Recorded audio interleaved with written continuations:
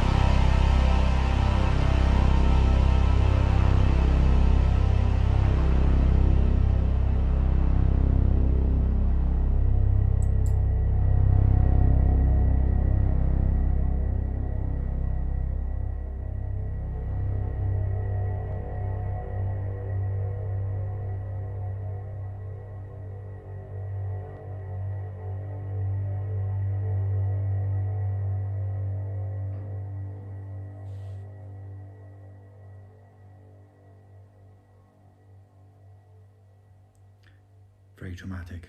Yeah, it gave me goosebumps just right now when I listen to it. I've never actually sat down and listened to it with somebody else before, to be honest. Never. So that was a new one for me. Okay. Yeah. I mean, Yeah, it's very dramatic. Made quite a long time ago now, relatively speaking. Yeah, yeah. In 2018, I think. At least that's... 2018, yeah. Not long after I saw the film Blade Runner 2049. Yeah, so, that... I mean, it So I think the whole album, the album cover and the music, of course, kind of says very loudly Blade Runner, doesn't it? In a way. Yeah. Absolutely, yeah. Yeah. Yeah. I mean, it's very much yeah. I mean, it's completely inspired by Vangelis. Yeah. You can hear that, of course, but also it was inspired by watching Blade Runner 2049. I mean, of course you've seen it, and I did. Yeah. Blade Runner as a film is a classic. Definitely, yes. Being fairly obvious, and probably in the top three, I would say, best, subjectively speaking, of course. You know, sci-fi films that I would put it I've that. seen. Yeah, I would put it that. and The other is Alien and probably 2001. and then maybe 2001. Right? 2001 maybe. Maybe. I mean, not everybody would be the same. Maybe some people would say Star Wars. Yeah. But yeah, Blade Runner, the original Blade Runner, you know, obviously the music to that is amazing, and the film itself is amazing visually, and also in terms of a science fiction film, it's got a lot of depth and texture. But Blade Runner 2049 as a sequel to Blade Runner was just incredible. You know, I can remember when I first saw it and I was like, wow. You know, I had goosebumps watching that film, and then when I came back from the cinema after watching it, I did make a track which is on that album, which is the track called Interlinked. Yeah. So that was the first track I made. And then, yeah, the rest of them kind of came from that. But it was music that I made when I was very much inspired by Vangelis, and trying to recreate his sound. Though for this album, it was more pushing it in a slightly more modern direction. So it was. To me,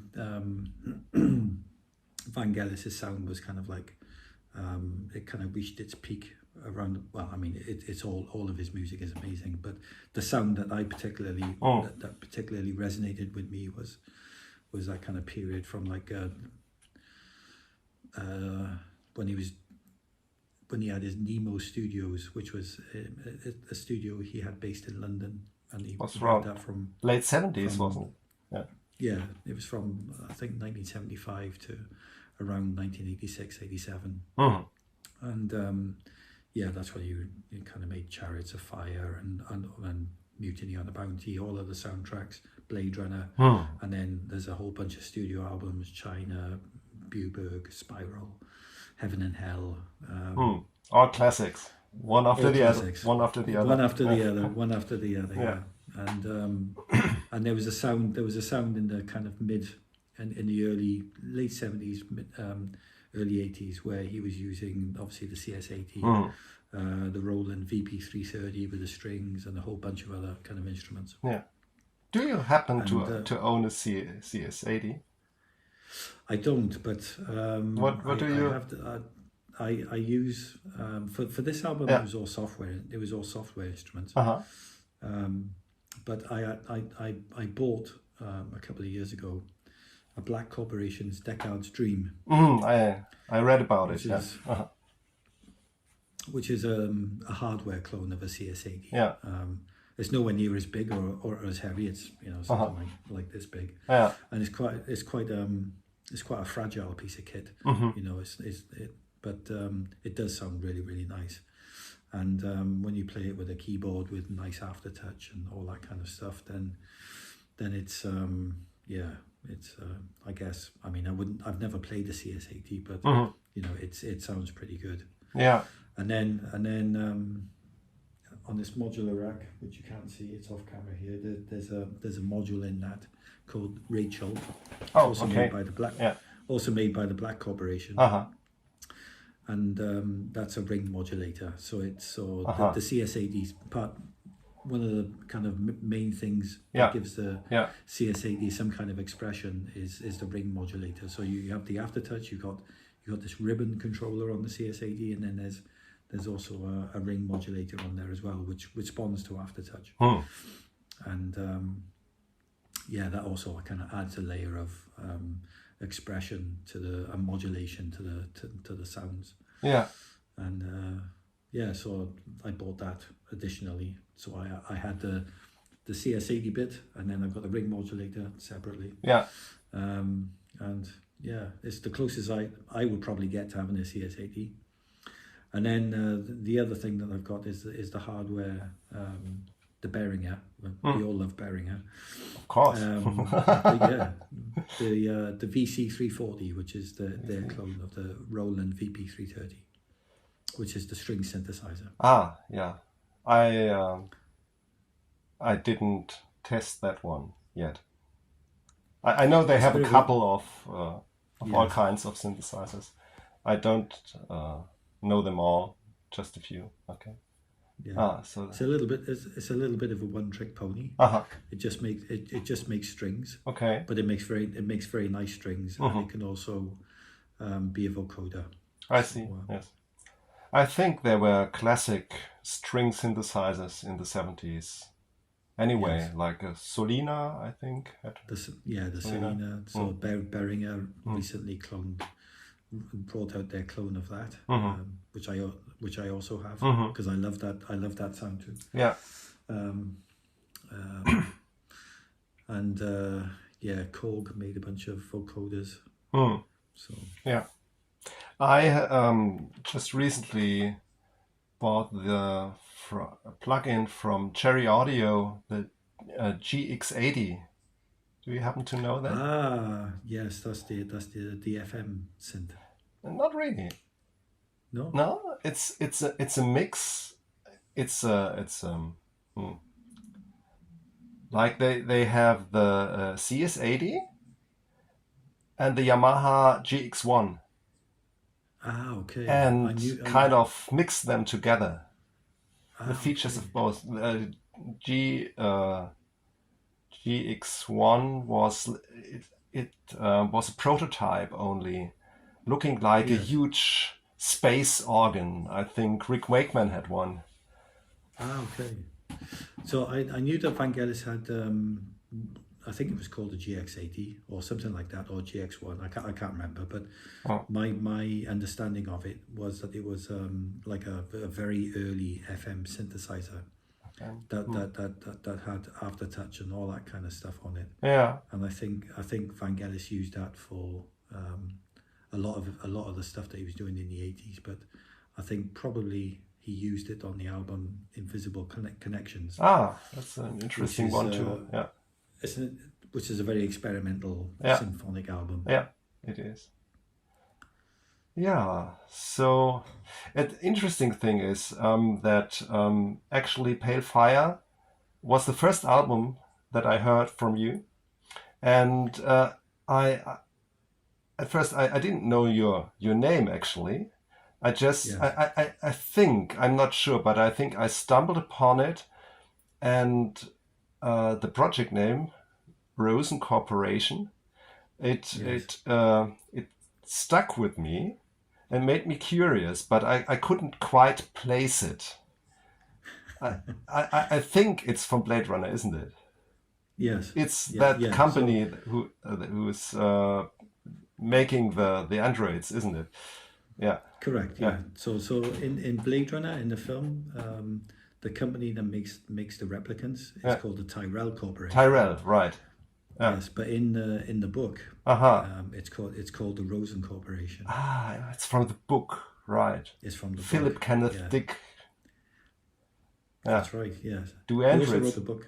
Yeah. he also wrote another book called We Can Build You, which is kind of it's not really a prequel or a sequel to Blade Runner, but it's sort of set in the same kind of world. Yeah.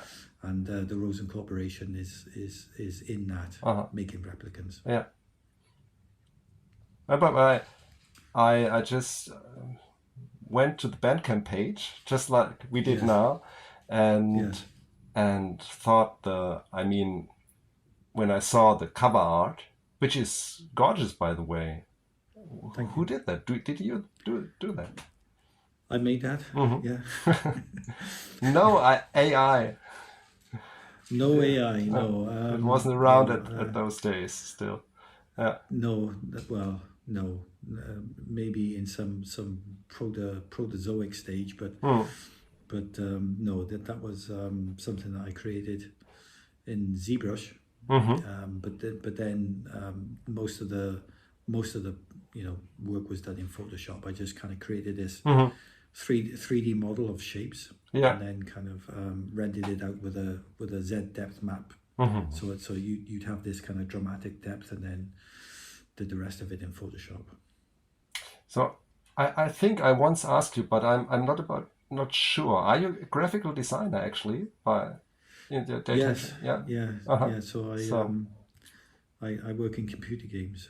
So computer games even. Yes. Okay. Yeah. May I ask what kind of games? Any thing at the we would moment, know? At the moment, I'm working on Big Farm. That's for Good Game, which is now part of Stillfront.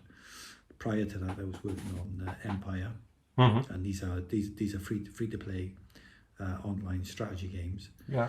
But I've worked in the games industry 25 years or so, and I've worked on various kind of games, 3D games, building 3D environments and stuff like that. So you, what I mean, I think there are various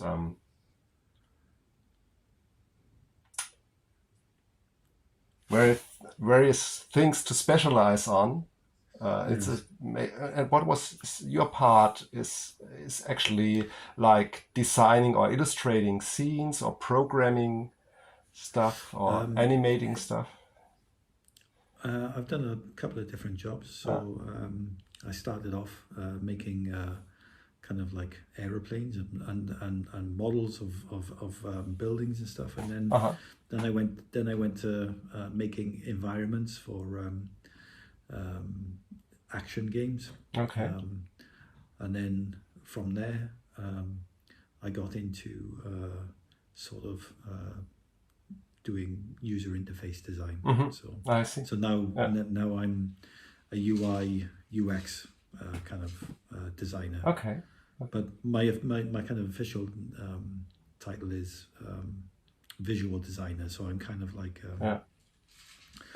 a little bit doing a couple of different things. So I kind of like specialize in UX design, but I can also do graphic design and a little bit of world building as well. World building. Sounds like a fascinating job, actually. Yeah, it's cool. Yeah, it's cool. Yeah. Very creative, probably. Yeah. Yes, it is.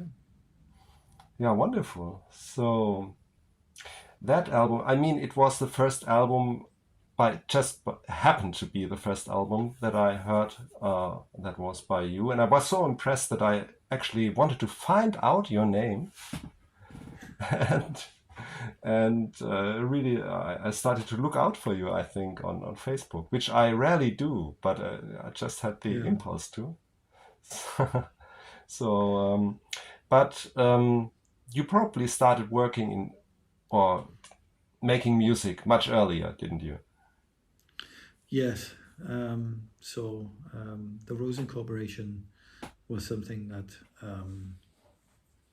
I created, I think around about 2015. Yeah.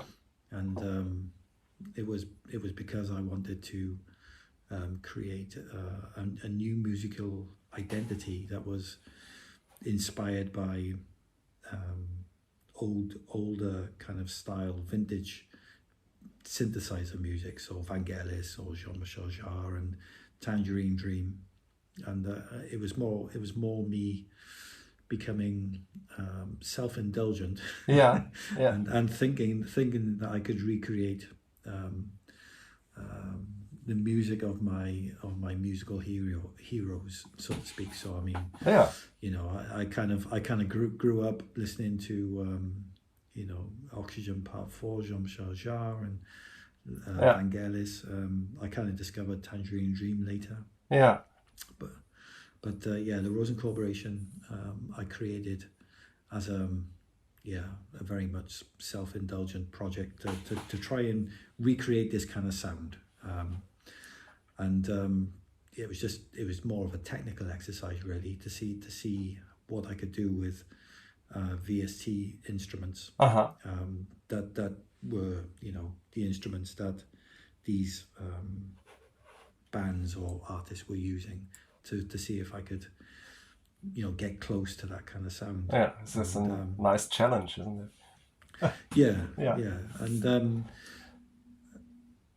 prior to that, I kind of started creating music on computers back in 1998, and I had a different moniker then.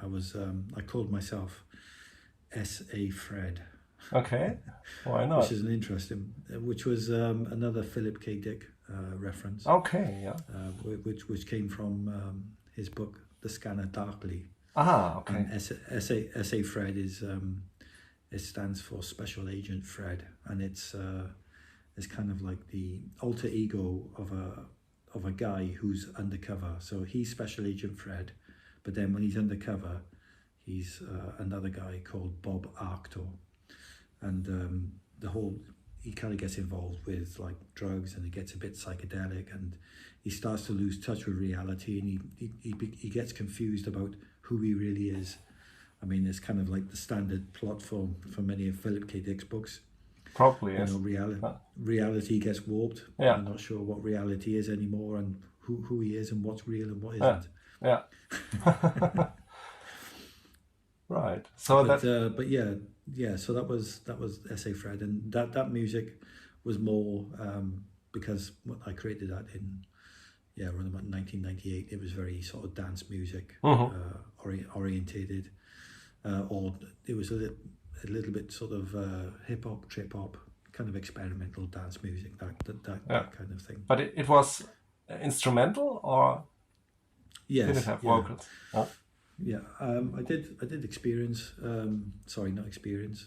Experiment with doing some vocals. Me and my friend had some girl come in and do some vocals for us one time, which was interesting and a nice exercise. I still have that track somewhere, and I even did some vocals myself, but. Yeah, I don't really like to. I don't sing, and these vocals were kind of like spoken word vocals. Yeah, cool. Is the music still out there? So that we could find S.A. it. Fred. S.A. Fred is on Bandcamp. Okay. So check that out. If you look on the Rosen Corporation, you'll see that there's a parent page to that called Area 20, and if you go to the parent page, then that will take you to S.A. Fred, and there's a whole bunch of stuff. Now. I never noticed that Area 20. So that's your label. I guess. I see, and there's the MR Collective too. The MR Collective is there. That's a recent addition. So obviously. Now I'm of course curious who or what is Non-Dreamers and As by Eden. So Non-Dreamers is another moniker of me. It was I created that the same time as I created the Rosen Corporation. Yeah. And that one was more me going off in the direction of Orteca or Aphex Twin. Ah, You know, yeah, these, yeah, these yeah, kind yeah. of these kind of warbacks, Ah, because I'm kind of inspired by all kinds of electronic music. So yeah. I Same say with Fred, yeah, same with me. I think yeah, we all listen to everything, I guess. So We talked about the things you did before the Rosen Corporation. yes. And are you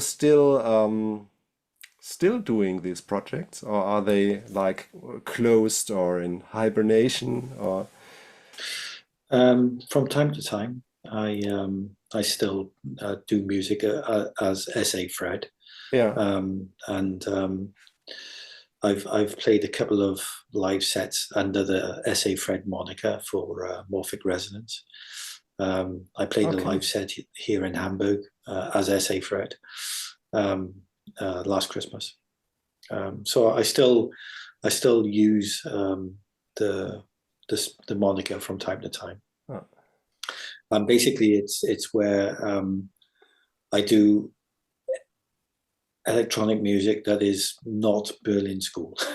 yeah, I see. though to be honest, the Berlin School kind of sequencing still kind of comes in there because I guess once you start doing that stuff, it's always going to kind of creep in some respect. But that's where I use because I'm hardware based now. I used to do all this stuff, you know, just using VSTs, but now I'm using Yeah, drum machines and this Octatrack thing that I've got, and uh-huh. a Digitact, and you know, with that you can kind of do interesting experimental sample manipulation and all this kind of stuff. So SA Fred is, yeah, it's more like experimental beats now, but it's a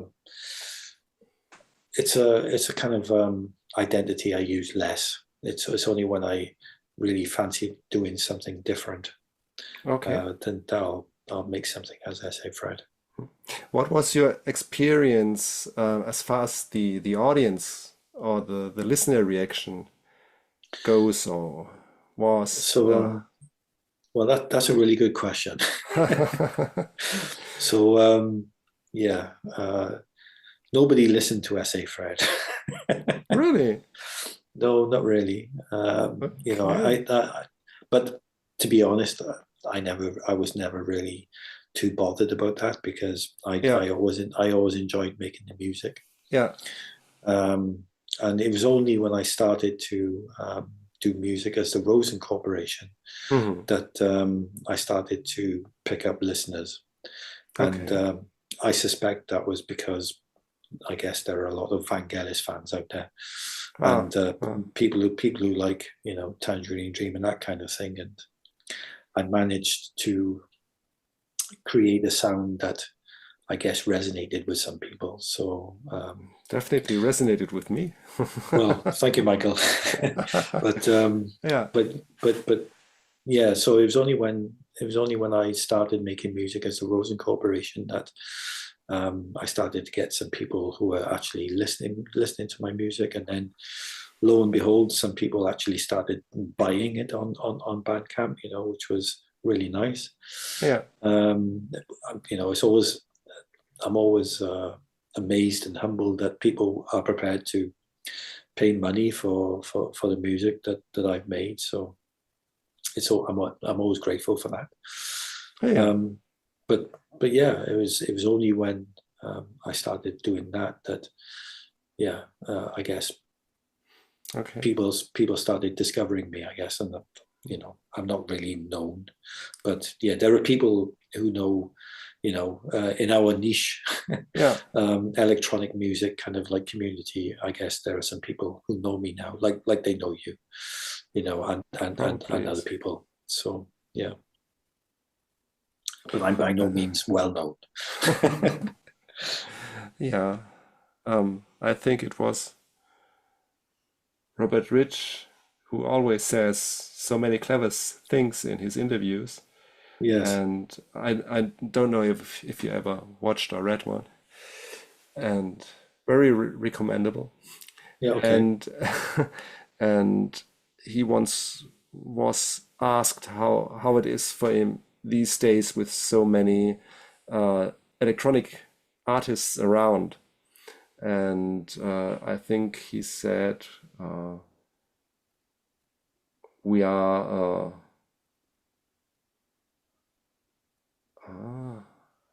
I don't remember the English words. What is a little lake of water, just very small? A pond, maybe a pond, but smaller as a pond. After the rain, when the water stays on the street, how do you call that? Yes, a puddle. A puddle, yes. We are all, this is what's the word he used. We are all polywog in the puddle now. Okay. So, and I really could relate to that because, But I really, my feeling is, I mean, I hear and see a lot of other musicians. Sure. Me too. YouTube, that at least to me, your music stands out. Well, thank you, Michael. Very nice of you to say. And I don't say that only to say a nice thing. Yes. But it's so maybe I can, if you have another example, if you don't mind, of your music, I had the impression, like on the Pale Fire, there are the tracks are rather mid-sized. Yes. And if I look at your Bandcamp page, there is a lot of really a lot of albums you put out after that, and most of them seem more based on improvisation. Yes. With long pieces like 30, 50 minutes, 1 hour. Sure. And I just recently, a good time for me to listen to music is when I'm doing the dishes. Yes. And I just recently was doing the dishes, and we all already had our appointment for this conversation. Yes. And I thought, well, I need to find some nice music to use, and actually the latest of your albums, with a B on it on the cover. I think it's yes, it's a B. It's like something like Transformation, I think. Yes, Transmutation. Transmutation, right? Yes. So, and it has such a lovely start, and it evolves in a way that is that speaks to me, because I also felt that in other live improvisations I heard by you, that you're taking your time really to build up an atmosphere, and very beautifully, and especially on the beginning of that track. I love that electric piano, right? You start with sparse notes on the electric piano, and it's wonderful to me anyway. And I don't find that so much in other, even if they are doing Berlin School, that they take time to build up an atmosphere and sustain it. And some do, but others tend to change rather quickly from one section to the other, and they don't feel so connected. And I often, when I listen to your music, I feel it hard to believe that it's improvised and not a composition, because it's like an arc from the beginning to the end often, and that's one thing I think you stand out with in my perception. I mean, of course, you never know all the people who are making music. There are so many. No, sure. And of those I happen to know, which are still quite a Yes. few. Yes. Improvisation. I can talk a lot about that. Maybe, but yeah. I will keep it fairly short. But yeah, for some reason, I kind of became very fascinated with the idea of making music as it kind of comes to you. Yeah. So, and this is something that I discovered again from Vangelis, because I learned that was how he was making his music. And yeah. I am by no means a very talented musician, right? I cannot play, very technically precise or impressive kind of leads or anything like that. But I also don't strive to do that, really. It's more a question of feeling, and this might sound a little bit pretentious, but feeling kind of the music in the moment as it kind of comes to you, and discovering it as the listener discovers it, and trying to tell some kind of story that has some kind of feeling to it. Yeah. Yeah, that started after I kind of was making these kind of like Vangelis kind of albums, and the Berlin school kind of style of music seemed to fit that approach quite well, because it's kind of quite loose. I think a lot of the Berlin school artists like Klaus, Schulze, and Tangerine Dream, and a lot of the big, say, krautrock people like Can and Ashra, they were kind of like improvising a lot of their music in the early days, and making it kind of in that way. So I kind of feel that it's again, it's might sound a little bit pretentious, but it's almost like spiritual in a way as well, where you kind of like, I'm not sure where it comes from, if it's coming from me or if it's coming from somewhere else. But either way, it's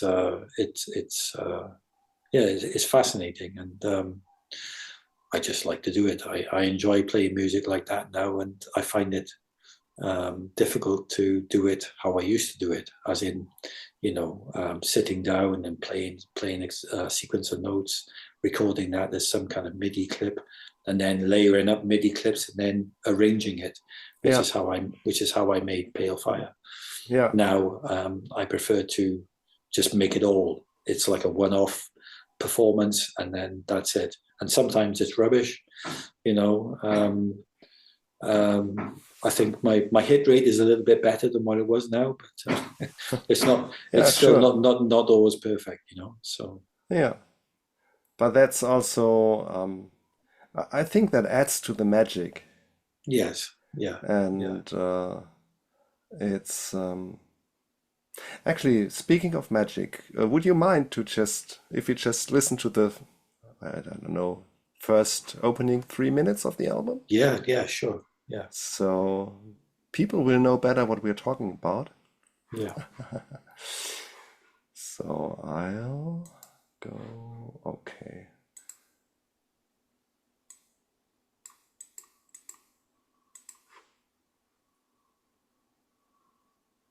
Okay, we are here.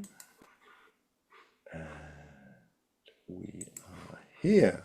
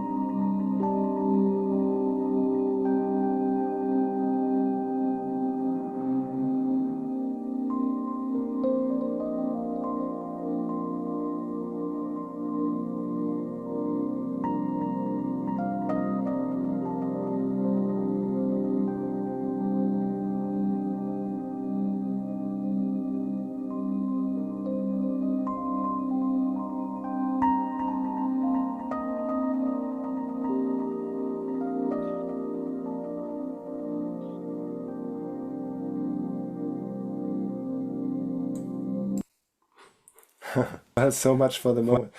I just love that. I I thought, well, the 3 minutes are up.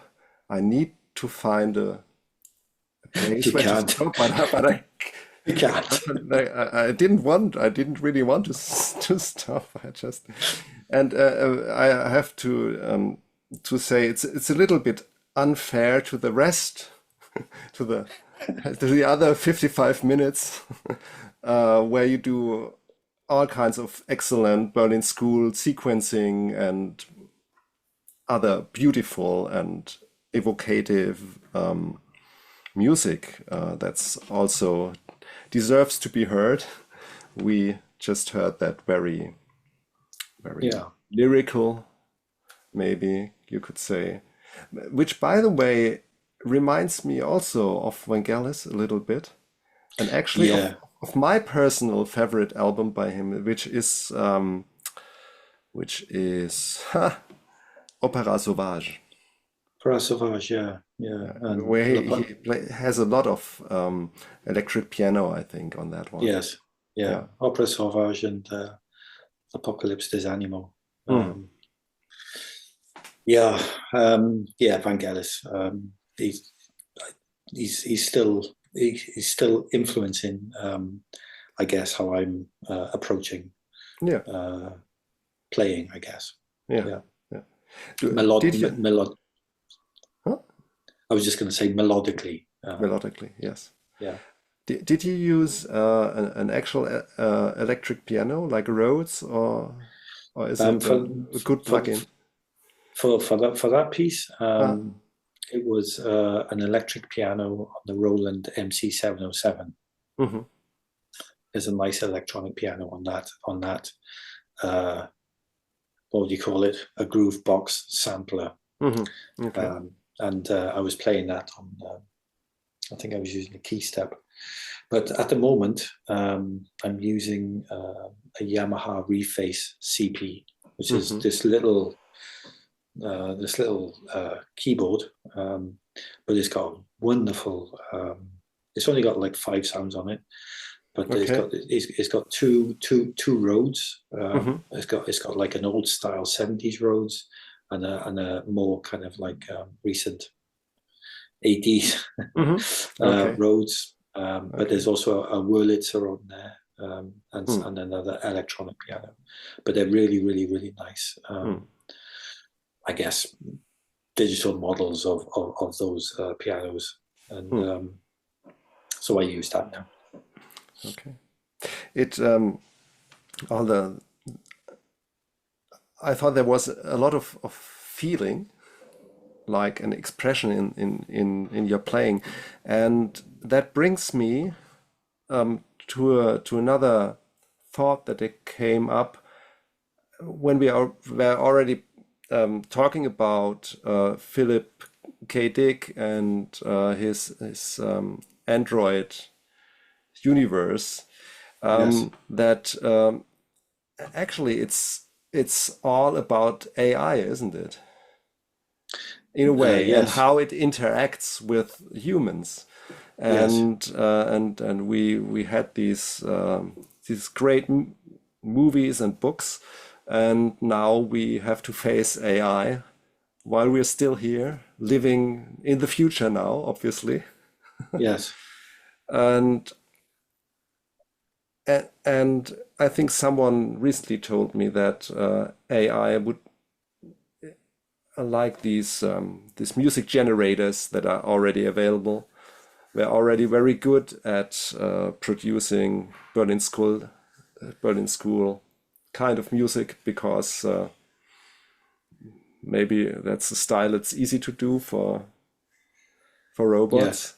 Yes. And the question is, what are we humans doing now, and what we can bring to the table, what the AI can't. And hearing such, like the opening of that we just heard,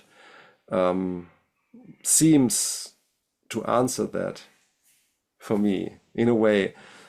Or what you said, that you're feeling the music, and you don't plan it. It evolves on its own, and you're maybe just helping to let it evolve. And there are little mistakes that show that the makers of this music are, I'm not a robot.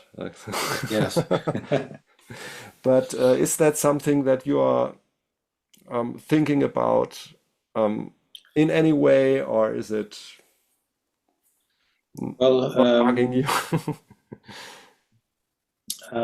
I actually work a lot with AI now, in the visual, as part of my job. I'm using AI more and more. So yeah, and yeah, I have some ideas about AI. I agree with you that perhaps AI may not be able to sort of recreate that kind of expressive, emotive feeling that humans can bring to music. But then again, it probably could. Be realistic, because an AI model is trained on the information that it's given, and it will listen to all kinds of different styles of music, and it will be trained on all of the data. It'll be trained on the sounds, the instruments, the styles of playing, and parameters will be able to be added to the AI to add in imperfections and humanistic things, which it will be trained on. So to say that AI won't be able to, won't be able to recreate the expression of a human, I would say that it probably could. Which might sound a bit depressing, but I think that's kind of a reality. But then again, we don't know, and this might sound a bit weird, that we ourselves are not already AI. No, we don't know. That's something you can't prove. That's something that we cannot prove. So I mean, I would say that yes, we feel very passionate about our music, and we feel passionate, and we are attached to playing it. It's something that we do, and we express ourselves through making music. And I think AI won't take that away from us, for sure, because we will still do that. But AI, for some people, might provide them, the possibility of making their own kind of music, in a similar way, for whatever commercial benefit some company might deem is useful in the future. But that's kind of how things go. That's progress, I guess. Yeah. I just remember when photography was invented, art changed. Yes. Completely. Yes. They had that kind of struggle too with painters, especially, and they started to create abstract art, because just making pictures of reality or representations wasn't the main job obviously anymore. Yes. So I wonder if the arrival of AI in the creative sector will have a similar effect, maybe. Probably. I mean, so there are two sides to AI. It's as I said, I work with it already, and I'm not an AI hater as such. I see positive benefits to it, and I think, as a creative person, you can use it in creative ways, and still be creative. Yeah. There are a lot of people who are afraid of AI because obviously it does have the potential to replace lots and lots of people. But I also think that, as you suggest, it opens up creative potential. So,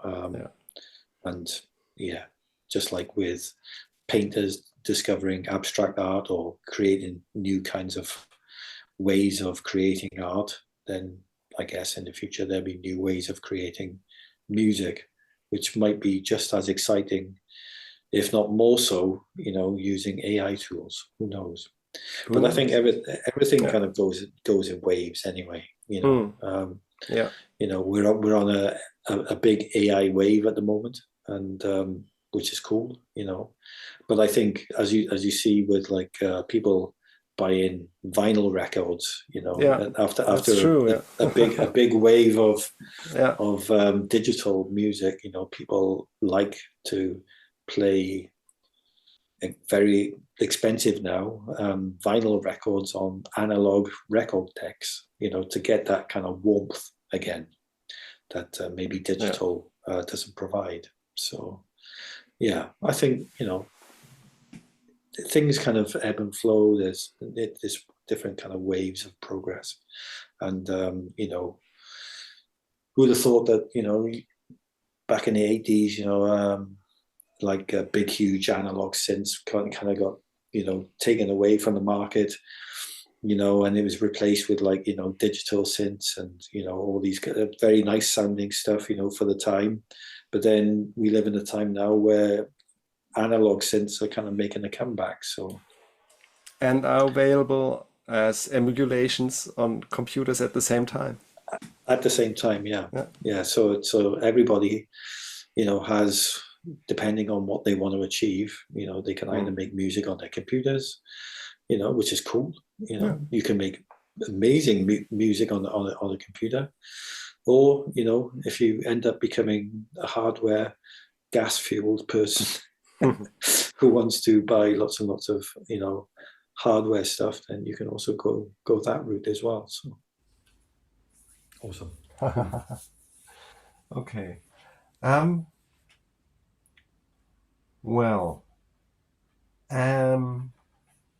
Just last Saturday, there took place I think,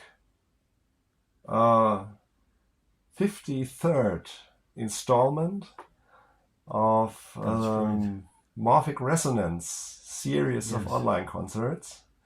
Yes. Which I had the honor to be part of and missed it.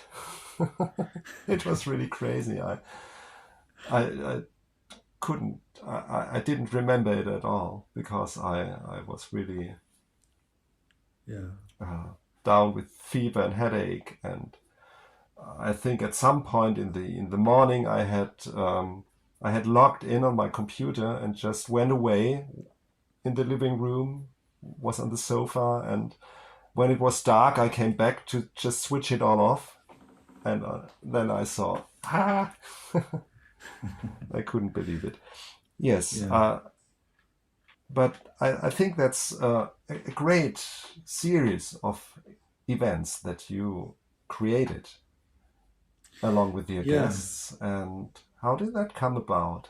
Was it like born of COVID, or wasn't it related at all? I think it started around that time, didn't it? It did, yeah. So it started kind of at the end of COVID. So, but yeah, I'd already started playing my own live kind of set, and I was just playing it myself. And in 2020, I'd already tried to do something similar with some guys in the UK. I was living in Hamburg at the time, but I wanted to try and set up some kind of, I guess, online music community where we could kind of stream kind of concerts, nothing super big or anything. There were no big delusions of grandeur, but just to make something that was kind of cool, where we can kind of have different people playing live. And I guess the first iteration of Morphic Resonance was this, and that was called Cybernetic Audio Forms. Okay. Yeah. These concerts are still online. It kind of had a similar format to Morphic Resonance, where we had these kind of like graphics, between the acts, and there were like 2 or 3 acts. So the concerts would be like 3 or 4 hours. So yeah, that was cool. So that was where the idea for Morphic Resonance sort of like was born out of that. And then I was playing my own because I just kind of got bit by the bug. I played a couple of live concerts in Hamburg, and I just really enjoyed playing live, and it would kind of sort of feeds into this whole improvisation thing. So I was kind of playing my own live streams. Nobody was watching them, but I kind of kept on making them anyway. And then I kind of came across lockdown live streamers. Right, yeah. Through I remember that. Through Martin Greenwood, and I believe you were also on there. One time, I think, 1 or 2 times. Yeah. So because I got connected with Martin Greenwood, who was like helping Adrian Hendy kind of create the lockdown live streamers. Yeah. Then,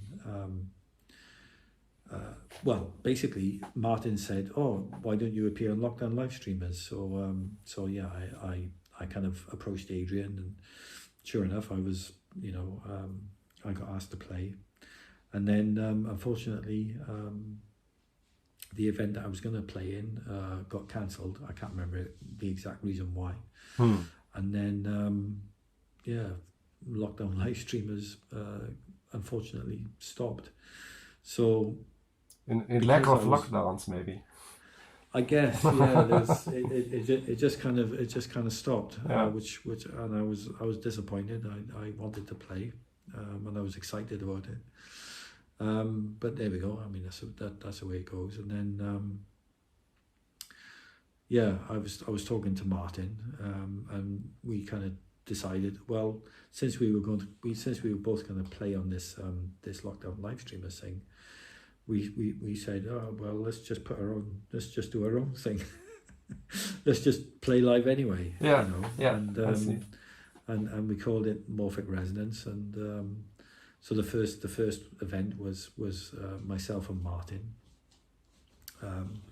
and it was kind of like also kind of synchronized to his birthday, because It was his birthday celebration at the time. Okay. So we did that, and then that was Morphic Resonance 1, and then that was at the end of 2021. So yeah, and then it just basically carried on from there really. And Martin put me in touch with lots of different electronic musicians. So I started basically approaching these people, and yeah, luckily I managed to convince a bunch of people to play, yourself included. Myself included. So so yeah, to which I'm very grateful that everybody did play. Yeah. And you know, the first year was great. You know, we had a bunch of events, and then yeah, it just carried on from there really. So yeah.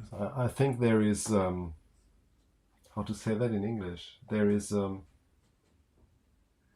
kernel of people like Yes. I think 5 or 4 musicians who are regular guests, That's and then right. That's more right. occasional guests. Right. Yeah. Okay. Well, I'm lucky. I mean, I have a cup of tea. I was offered one. I refused. So Okay, I still have a little bit of a sore throat, okay. and I thought it would be wise to have something to drink Yes. to keep yes, the good, voice going. good idea. Yeah. So I think, of course, yourself and Martin and Gary and And Maurice. Yeah. That's right. Yes. Yeah. We became the Morphic Resonance Collective. Yeah. Which was yeah. Again, it kind of came about by accident because we were looking to basically try and create something in the event where we would have no breaks. So we wanted to try and experiment where we could basically have one live stream and then have another, but one artist would sort of like carry on streaming, and then the other artist would fade in and start, and so they would kind of jam together.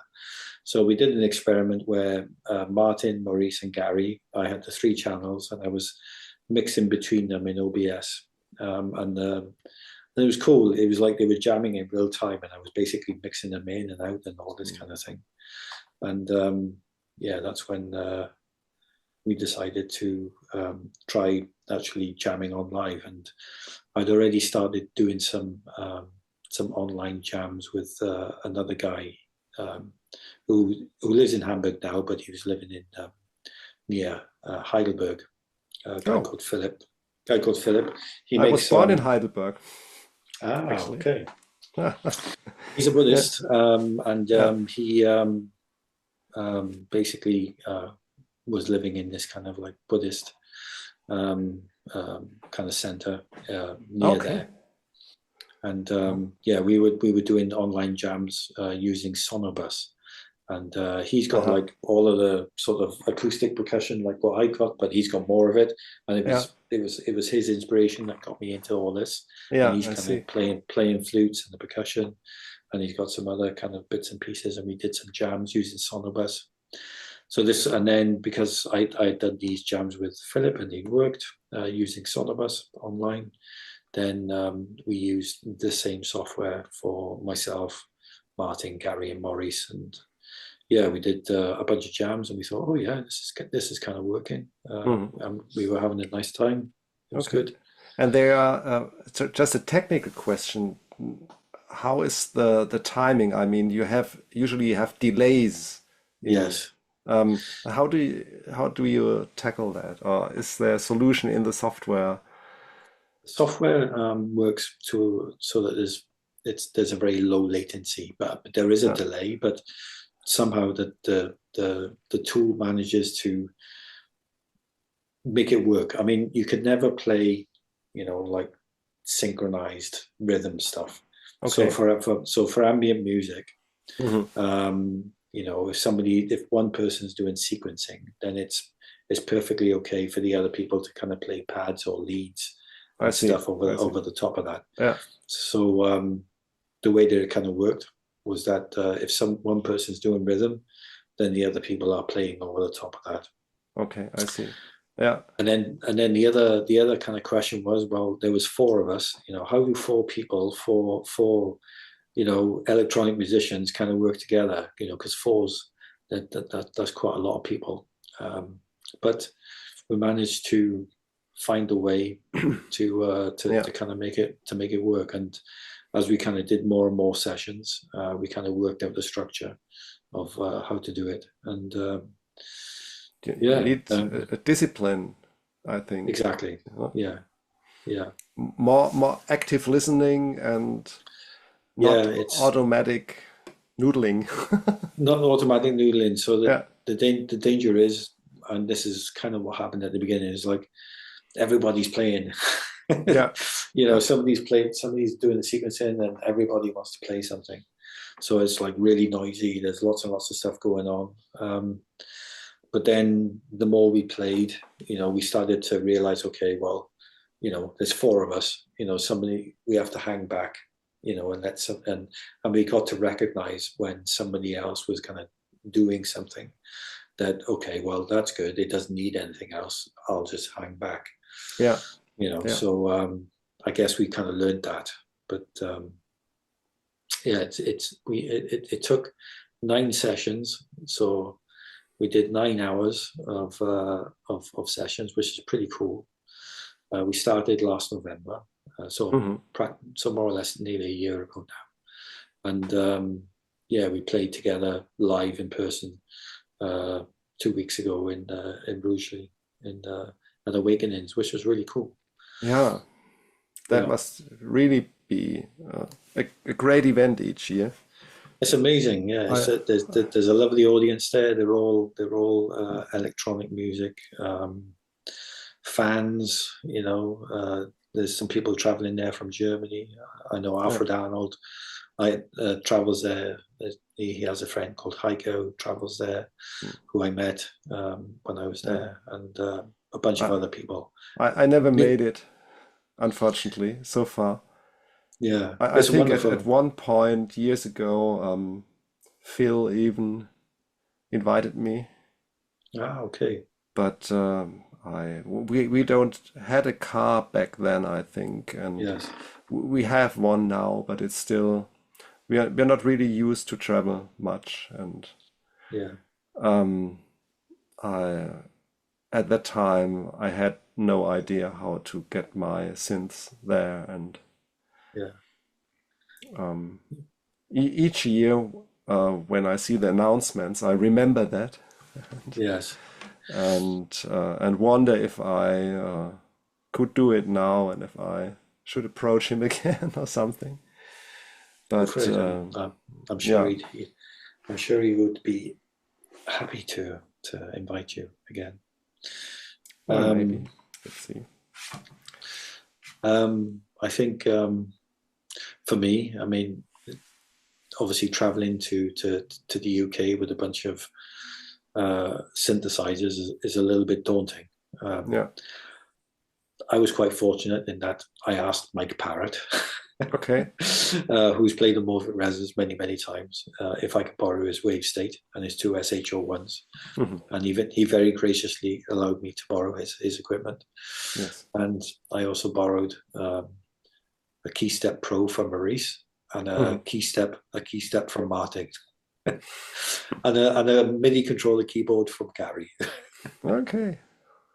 So so I did travel over with some kit, but a lot of the kit I was using, I begged, borrowed, and stealed. Okay. Stolen. Yeah. I was there. It's I think it's the place is cool, isn't it? Yeah, it's brilliant. Yeah. So it's so where we play, it's like a community hall. And I think it's like a kind of like a not a school so much, but it's more of a kind of a crash, like a daytime place for children during the day. But they let Phil and Jez and Dave, kind of organize these events. So I think there's 3 or 4 Awakenings a year. The next one will be the Old Air. So yeah, it's a really great event. It's really cool. Yeah. Well, we already talked about a couple of questions I had in mind. Yes. Are there any things you have in mind that you like to talk about, and I just didn't ask for it or about it? Well, Michael, so now that I've got you, and I'm talking to you. So would it be right in assuming that you are inspired very much by Klaus Schulze? Definitely. On the other hand, I'm inspired by all kinds of other artists too. Yes. But Yeah. yes, I'm very much a Schulze admirer, I Yes. think. But and I discovered my journey was a little bit similar to yours in that I did not completely, but rather different music for a long time. Yes. Shorter pieces, and some of it dance, some of it like other kinds of electronica or experimental, that kind of stuff, but not Berlin School, because I thought for many years I didn't think there was a point trying to emulate Berlin School. Mm-hmm. That was, maybe I had the wrong impression, but I had seen some people trying, and I think they couldn't touch Tangerine Dream or Schulze, really. Yes. I see that differently now. Maybe it was Yes. just bad luck that the examples of that I thought were not so inspired, maybe, or Yes. I don't know. And for a long time, my idea was to carry on that spirit of Klaus Schulze, who was always a great experimenter. Yes. Experimenter. Yeah. He loved he got new toys and just started to use them, or that was always my impression, and Yes. always wanted to find out what can I do with that, and changed his style actually several times in his career, not always to the better, but he was always searching and had this Yes. this energy to find new ways to say things, and so that I thought that was the way to follow, not by trying to sound exactly like him on Moondawn. Yes. There are, I think, 10 million emulations of Floating. Yes. But there are not so much emulations of Sebastian im Traum, if you Yes. happen to know that. Yeah. So Well, every I know very well Time Wind. Time Wind, right? Yeah. Yeah, I love that album. And Body Love was another one. Yeah. And a couple of others, but it's Time Wind that is actually kind of the main Klaus Schulze sort of touchstone for me, because I believe that album was a full-on improvisation, and what's really nice about that album is I believe he's using 5 instruments, and and it sounds incredible. Yeah, totally. Yes, I love Time Wind too. But that was one of the albums I only had later. Actually the albums. The first album I had is Identity, and I still love it because I love the combination of the synth and cello. Yes. And I think one of the main attractions for me actually is Wolfgang Tiepold, the cello player, who was just incredible in the early 80s. It was unbelievably experimental, and the way he shaped everything or reacted with his cello to the different sounds. I think that's sensational. I don't know, on Transfer, for example. That's a great example. He's not just doing things that you would expect from a cello player, like nice things, melodies, following the harmonies, but he's really doing incredibly abstract stuff and sounds that you wouldn't expect. Yes. But that goes very well with the music. Yeah. Yes. I noticed on your set from Saturday that your sequencing or the kind of rhythmical elements, there was somebody said that there was one section that had this kind of like mirage sensibility, and definitely. which was towards the end, which was really nice. And then there was another section where there was like a sequence which had some like kind of like, I believe, like some kind of square wave modulation bits in it, or this kind of thing. So it wasn't just about the kind of sequence of notes. There was some synthesizer modulated kind of sounds in there as well, which is really, really nice and creative. It's not something that I tend to do that often, which is kind of like using sort of like modulation in the sequence. It's more like it's either like an arpeggio or like a written sequence, and the rhythm is coming from that as opposed to modulation. But it sounded to me that in the layered sequences that you had, that there was a modulation element in it, which I thought was cool. Nice. Thank you. You don't hear that so much. And I think that one of the nicest examples that I can remember when I kind of when I think about that kind of approach to sequencing was an album that I bought by, was it Robert Schroeder, called Paradise. Okay. I see. Yeah, and I think that there's one long track on side one of that album, and it's kind of got this long kind of evolving sequence, and that sequence in itself has this kind of like modulation in the rhythm of it. Okay. It's a nice piece.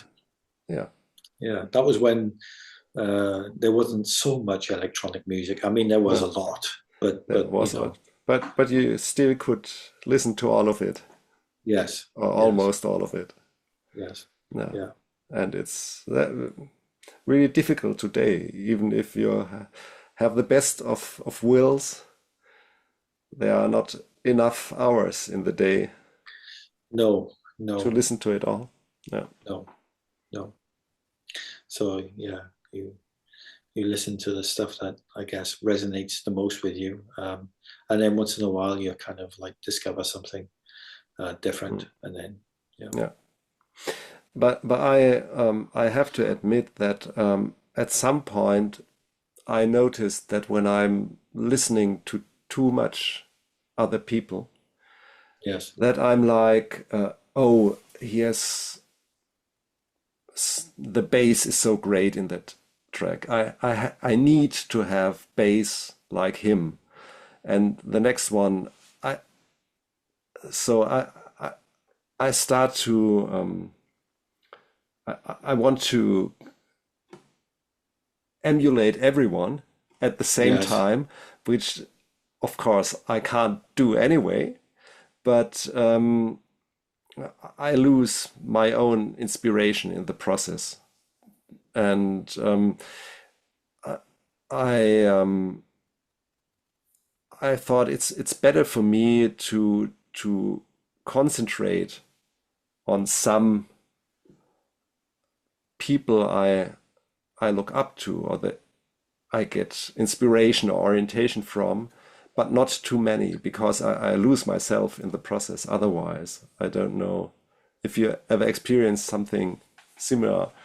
Yeah, so I don't tend to listen to too many people at the moment. Unfortunately, and this sounds terrible, I listen to myself a lot. But I think we all do that. So only for quality control, of course. It's quality control, yeah, and yeah. But yeah, at the moment I'm going through a very strong Nils Frahm stage. And, he's great, really. Yeah, and Oliver Arnold as well. Yeah. But yeah, I just I really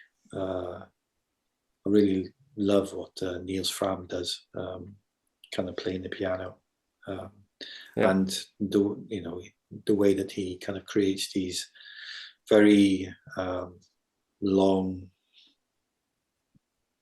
and some people would say kind of like, well, there's nothing happening, but these long sort of like soundscapes evolving. Yeah, they're just trance-like and hypnotic and beautiful, and they kind of like engage you. They kind of take you in and they take you on a journey, and they're really quite inspiring. So I really admire what Nils Frahm is doing at the moment. Definitely, yes. Yeah. It needed a while actually to arrive at my with me at my attention. Yes. I knew who he was, who he did. I saw a few pieces and didn't follow that. And at some point, suddenly it clicked. And I think for some weeks I was playing Music for Animals. Yeah, I love that album. All day long. It's incredible. It's a beautiful album. Very much, I think of that album and now I get goosebumps because I think there's it's the second track on the album, Seashell Scene or something like that. It's kind of got this sort of very long ambient intro, and then sort of like towards the end it kind of goes on this kind of 4-note bendy sequence. Well, it's not sequence, it's bendy sort of note motif, which kind of like is like the main point of the track, but it's really powerful. Yeah. So yeah, I saw him live in Cologne last year, and I was just blown away. I thought he was brilliant. Yeah, I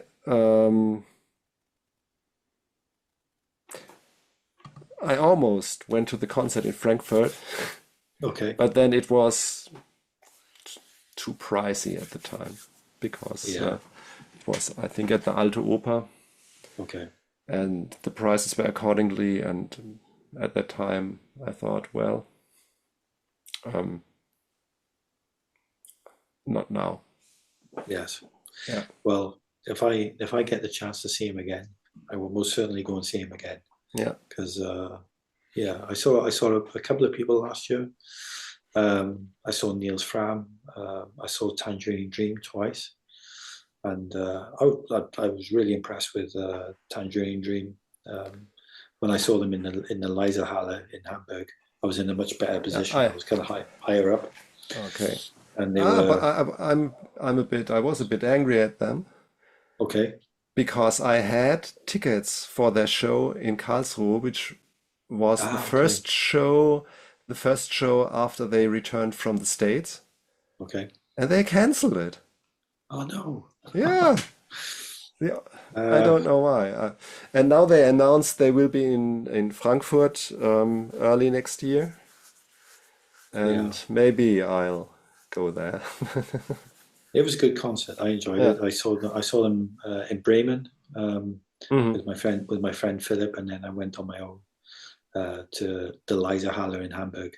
The show in the Leiserhalle I enjoyed much better because I was much higher up and I had a nicer view. The show in Bremen was equally good, but I was kind of like a little bit too low down. And whilst the music was great, I wasn't really getting the full the full aspect of the show, because I mean it's quite impressive, with the lights and the lasers and all that kind of stuff. So it's it's really cool. Wonderful. Well, I guess looking at the watch. Yeah, we have another 7 minutes. We have another 7 minutes. Yeah, I'm good. Can I quiz you a little bit more, Michael? Sure. Why not? So you have this keyboard or synthesizer behind you. It looks like an old. It looks like an old piece of kit with these knobs. What is that? What is that? That's an ELKA Solist 505. Okay. And I think it's from the late 70s. I bought it secondhand from another musician whose names, shame on me, escapes me just at the moment. Yeah. But it's an analog preset lead soloist synthesizer. Yeah, it's actually an add-on for an organ. It's supposed to be on top of an organ. Yes. Just for the occasional solo for the organist. Okay. And it there's a legend that it actually has Moog filters or emulations of Moog filters. I'm not sure if it's true, but it has a nice little filter, and it was the first and for a long time only real analog synthesizer that I had. Yeah. So nice. Whenever I've watched your sets, I've always been curious what it was, because it's definitely an old piece of kit. Yeah. Because it's got the knobs underneath the keyboard, all the buttons. So yeah, the sounds are. I think you if you hear them without effects. Yeah. They you think of Kitaro. Early Kitaro. Okay. For some reason. So it sounds like a Korg, like a mini Korg. Maybe, yeah. I don't know.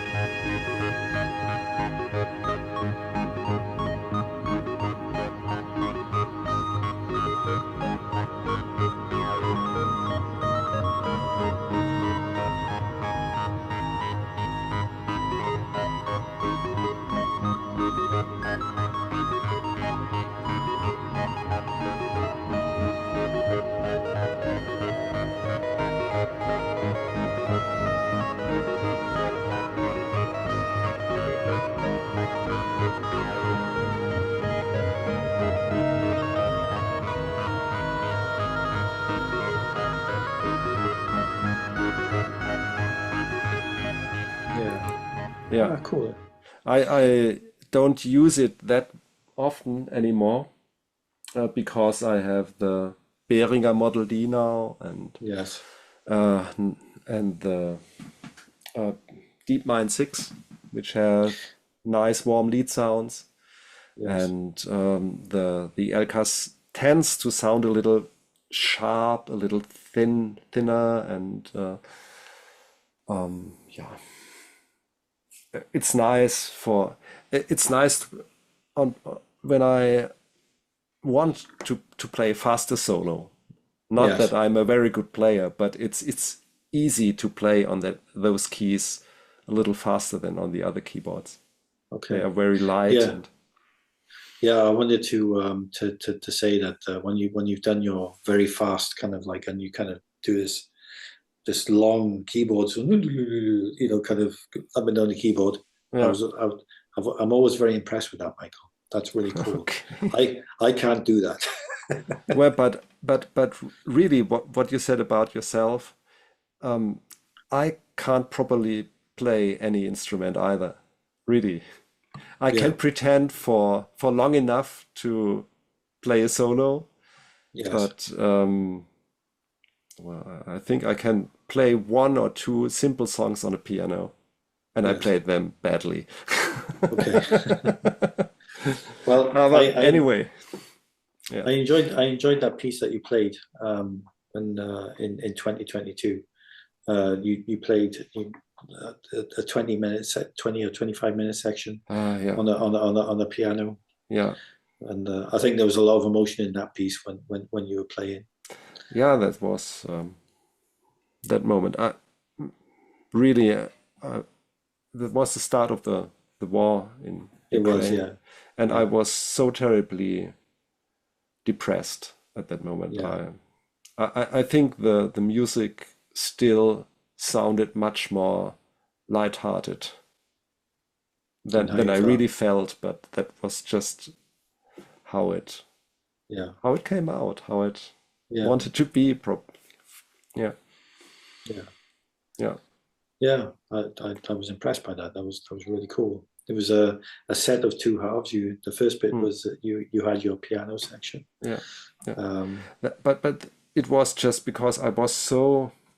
It was the only thing I could do because it's something I do to calm down.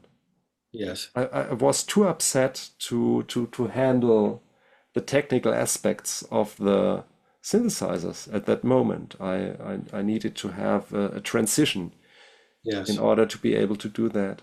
And I just hope that no one would mind to have a piano section in a synthesizer concert. Definitely not. Yeah. No, it was lovely. It was really cool. Thank you. Thank you for doing that, and you know, thank you for all your sets that you've played so far. Yeah, well, thanks for inviting me in the first place. You know, yeah, I think, or I really hope that things will evolve also with Morphic resonance, and